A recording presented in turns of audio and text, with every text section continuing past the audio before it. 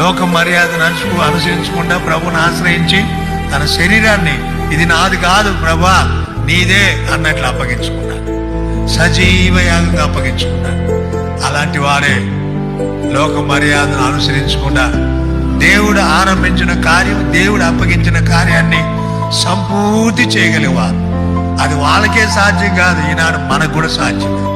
దైవజనుడు బక్షి గారు ఆరంభించిన కార్యాన్ని సంపూర్తి చేసినాడు.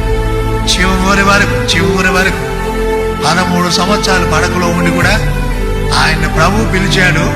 పిలిచేటప్పుడు ఆకాశం వైపు పైన కళ్ళు పైకెత్తి ఇట్లా కళ్ళు మూసినాడు. అంటే దేవుడు ఆహ్వానించాడు. ఆయన అంతవరకు నమ్మకంగా ఉన్నాడు. ఈనాడు ఆ భక్తుడికే కాదు, ఇక్కడ ఉన్న వాళ్ళందరి అదే అనుభవం కలిగి ఉండాలి.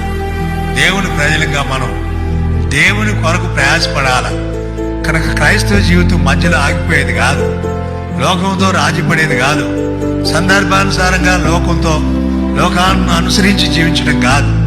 లోకాన్ని నువ్వు బయటకు వచ్చినావు. యోహాను సువార్త 15:19 నేను మిమ్మల్ని లోకంలో ఉండి ఏర్పరచుకున్నాను, మీరు లోక సంబంధులు కారు. నేను లోక సంబంధులు కానట్లు మీరు కూడా కారు. లోకం నుండి నేను మిమ్మల్ని ఏర్పరచుకున్నాను.